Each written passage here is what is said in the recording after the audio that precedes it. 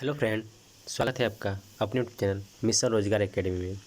Friends, जैसा कि इस चैनल पर आपको स्टडी जीके के बड़े टॉपिक देखने को मिल जाते हैं और साथ में करंट अफेयर्स के भी टॉपिक देखने को मिल जाते हैं। इसी चैनल पर आपको क्वेश्चन आंसर भी देखने को मिल जाते हैं।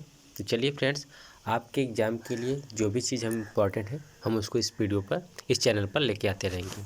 चलिए आज के सेशन में हम करंट अफेयर के कुछ इंपॉर्टेंट टॉपिक को देखते हैं। वीडियो स्टार्ट करने से पहले आपके लिए डेली की तरह जवान थाट्स जो आपको अंदर से मोटिवेट बनाए रखे। खुल जाएंगे सभी रास्ते, रुकावटों से लड़ तो सही। खुल जाएंगे सभी रास्ते, रुकावटों से लड़ तो सही। सब होगा हासिल, तो जिद पर अड़ तो सही। करने का मतलब है आप जिस चीज़ को ठान लिए हैं उसको करने की कोशिश करते रहिए। बाकी परेशानियाँ, मुश्किलें रास्ते में तो आना स्वाभाविक है, क्योंकि वह आपको हमेशा पग पग पर आपको मजबूत बनाते हैं।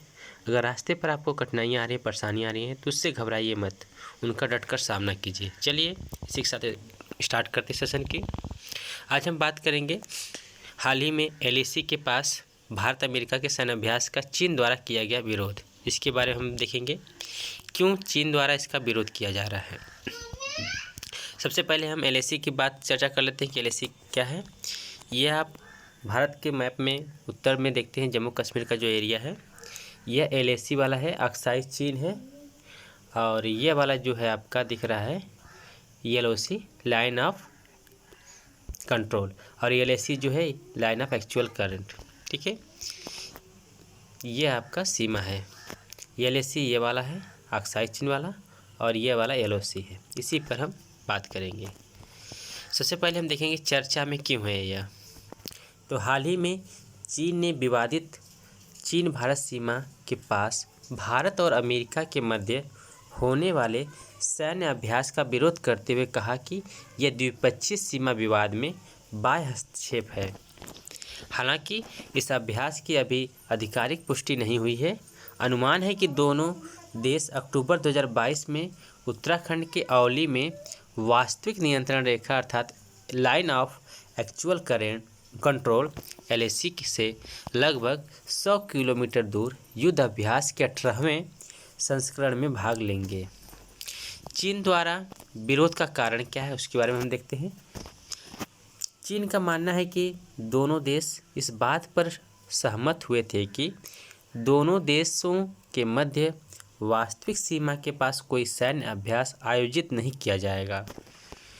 चीन ने वर्ष 1993 में और वर्ष 1996 में भारत एवं चीन द्वारा हस्ताक्षरित 2 समझौतों का हवाला देते हुए कहा कि यह अभ्यास इन दोनों समझौतों का उल्लंघन करता है। वर्ष 1993 में भारत चीन सीमा क्षेत्रों में वास्तविक नियंत्रण रेखा पर शांति और स्थिरता बनाए रखने पर समझौता हुआ। वर्ष 1996 में भारत चीन सीमा क्षेत्रों में वास्तविक नियंत्रण रेखा के साथ सैन्य क्षेत्र में विश्वास निर्माण उपायों पर समझौता हुआ है। और वर्ष 1993 से 1996 दोनों समझौतों का एक प्रमुख तत्व यह है कि दोनों पक्ष जो है एलएसी के साथ साथ क्षेत्रों में अपनी सेना को न्यूनतम स्तर तक रखेंगे। हालांकि समझौते यह परिभाषित नहीं करते कि न्यूनतम स्तर में क्या होगा। आगे देखते हैं। वर्ष 1993 और 1996 में के समझौते में यह भी अनिवार्य है कि सीमा संबंधी प्रश्न का अंतिम समाधान लंबित होने तक दोनों पक्ष एलएसी का सख्ती से पालन करेंगे। वर्ष 1993 में और 1996 और 2005 के समझौते के अनुसार एलएसी पर आग्नेयास्त्रों के उपयोग को सख्ती से नियंत्रित किया जाता है। दोनों देश के मध्य विवाद का मुद्दा क्यों बना हुआ है इसको देखते हैं। इस संदर्भ में प्रमुख पश्चिमी क्षेत्र में व्याप्त असहमति है। वर्ष 1962 के युद्ध के बाद चीन ने दावा किया कि नवंबर 1959 में एलएसी से 20 किलोमीटर पीछे हट गए थे। पूर्वी क्षेत्र में सीमा मुख्य रूप से तथा कथित मैकमोहन रेखा जो कि भारत और चीन के मध्य स्थित है के साथ मिलती है, और पश्चिमी एवं मध्य क्षेत्रों में ये पारंपरिक प्रथागत रेखा के साथ मुख्य रूप से मेल खाती है, जिसे लगातार चीन द्वारा इंगित किया गया है। वर्ष 2017 में डोकलाम संकट के दौरान चीन ने भारत से 1959 एलएसी का पालन करने का आग्रह किया। भारत ने वर्ष 1959 और 1962 दोनों में एलएसी की अवधारणा को खारिज कर दिया था। भारत की आपत्ति यह थी कि चीनी रेखा अर्थात वही मानचित्र पर बिंदुओं की श्रृंखला से जुड़ी हुई थी, जिसे कई तरह से जोड़ा जा सकता था। वर्ष 1962 में आक्रमण से किसी को हानि न हो, इसलिए यह रेखा चीनी हमले से पूर्व 8 सितंबर 1962 को वास्तविक स्थिति पर आधारित होनी चाहिए। चीन के नियंत्रण रेखा की परिभाषा की स्पष्टता के कारण चीन के सैन्य बलों द्वारा तथ्यों को बदलने की आशंका विद्यमान है। भारत और चीन के बीच हाल के मुद्दे और विकास के बारे में हम चर्चा करेंगे। सबसे पहले हम मुद्दे देख लेते हैं। मई 2020 में नाथुला, जो कि भारत के सिक्किम में स्थित है, में चीनी और भारतीय बलों के बीच झड़प हुई थी। ये काफ़ी चर्चा में था। और जून 2020 की चर्चा है, पूर्वी लद्दाख में पैंगोंग त्सो, जो कि लद्दाख वाले क्षेत्र में है, पैंगोंग त्सो झील, गलवान घाटी और डेम चौक और दौलत बेग ओल्डी में भारत एवं चीन की सेनाओं के बीच गतिरोध जारी रहा है। 2020 में भी हम देखे थे जो चर्चाएं आई थी न्यूज़ में, पूर्वी लद्दाख के पैंगोंग त्सो, गलवान घाटी, डेम जोक और दौलत बेग ओल्डी में भारत एवं चीन की सेनाओं के बीच गतिरोध जारी रहा है। जून 2020 में भारत ने 59 चीन ऐप्स पर प्रतिबंध लगा दिया था। भारत ने जून 2020 में उन चीन के जो है 59 जो एप्लीकेशंस थे एंड्रॉयड फ़ोन पर, उनको प्रतिबंधित कर दिया था। और नवंबर 2020 में भारत ने 43 नए मोबाइल ऐप्स को ब्लॉक किया, जिसमें ज़्यादातर चीनी हैं। यह प्रतिबंध सूचना प्रौद्योगिकी अधिनियम 2000 की धारा 69(1) के तहत लागू किया गया। बात करते हैं इसके विकास की। फरवरी 2021 में भारत और चीन ने आखिरकार पैंगोंग त्सो झील पर एक समझौते पर पहुंचने का फैसला किया। सितंबर 2022 की कुछ घटनाएं हैं। हाल ही में भारतीय और चीनी सेनाओं ने पूर्वी लद्दाख के गोगरा हॉट स्प्रिंग्स क्षेत्र में पेट्रोलिंग पॉइंट 15 से हटना शुरू कर दिया, जो मई 2020 से चल रहे गतिरोध को समाप्त करने के लिए महत्वपूर्ण कदम है।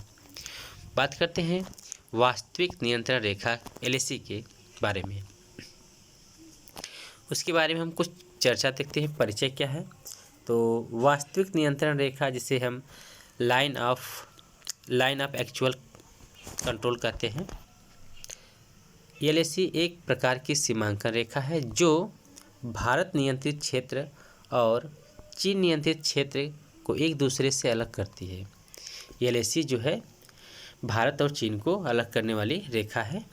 एलएसी की लंबाई की हम बात करते हैं तो भारत एलएसी की लंबाई 3488 किलोमीटर मानता है, जबकि चीन इसे केवल 2000 किलोमीटर के आसपास मानता है। भारत के अनुसार एलएसी की लंबाई 3488 किलोमीटर है, यानी कि 3488 किलोमीटर, और चीन के अनुसार इसे 2000 किलोमीटर बताया गया है। एलएसी के विभाजन की चर्चा करते हैं। इसे 3 क्षेत्रों में विभाजित किया गया है। पूर्वी क्षेत्र जो अरुणाचल प्रदेश से सिक्किम, उसकी लंबाई 1346 किलोमीटर है। मध्य क्षेत्र उत्तराखंड से हिमाचल प्रदेश, जो कि 545 किलोमीटर तक है। और पश्चिमी क्षेत्र अर्थात लद्दाख वाला क्षेत्र, जो कि 1597 किलोमीटर तक है, वहाँ तक फैला हुआ है। पूर्वी सेक्टर में एलएसी का संरेखण वर्ष 1914 की मैकमोहन रेखा के समरूप है। यह वर्ष 1914 में भारत की तत्कालीन ब्रिटिश सरकार और तिब्बत के बीच शिमला समझौते के तहत अस्तित्व में आई थी। एलएसी के मध्य क्षेत्र सबसे कम विवादित है, जबकि पश्चिमी क्षेत्र दोनों पक्षों के मध्य सबसे अधिक विवादित है। एलएसी पाकिस्तान के साथ लगी नियंत्रण रेखा एलओसी से भिन्न है। लाइन ऑफ कंट्रोल से भिन्न है। कश्मीर युद्ध के बाद संयुक्त राष्ट्र द्वारा वर्ष 1948 की संघर्ष विराम रेखा, जिसे क्रिस्पर लाइन कहते हैं, के संदर्भ में बातचीत के बाद नियंत्रण रेखा का उदय हुआ था।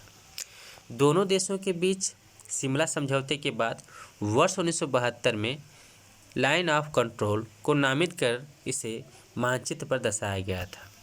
ये दोनों सेनाओं के सैन्य संचालन महानिदेशक DGMOS द्वारा हस्ताक्षरित मानचित्र पर चित्रित है और इसमें कानूनी समझौते की अंतर्राष्ट्रीय विश्वसनीयता है, लेकिन LAC पर दोनों देशों अर्थात भारत चीन द्वारा सहमति नहीं बन पाई है और न ही इसे मानचित्र पर दर्शाया गया है और न ही इसे भौगोलिक रूप से सीमांकित किया गया।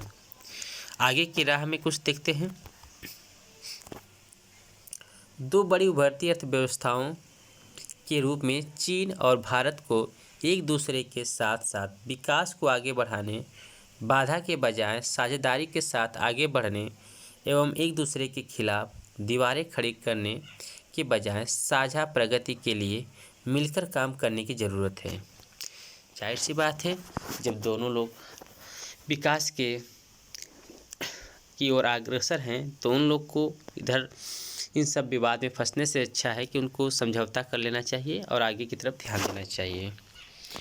भारत और चीन को आपसी विश्वास बनाने एवं सीमावर्ती क्षेत्रों में शांति तथा शांति का एक एहसास करने के लिए सीमा वार्ता को आगे बढ़ाने की भी आवश्यकता है। तो फ्रेंड्स, ये रहे लाइन ऑफ एक्चुअल से रिलेटेड कुछ इम्पोर्टेंट महत्वपूर्ण तथ्य। आशा करता हूँ फ्रेंड्स ये वीडियो आपके लिए काफ़ी हेल्पफुल होगा। तो मिलते हैं अगले वीडियो में कुछ और भी स्ट्रेटेजी के इम्पोर्टेंट टॉपिक लेके या करंट अफेयर के साथ। तब तक के लिए bye bye, thank you and have a nice day.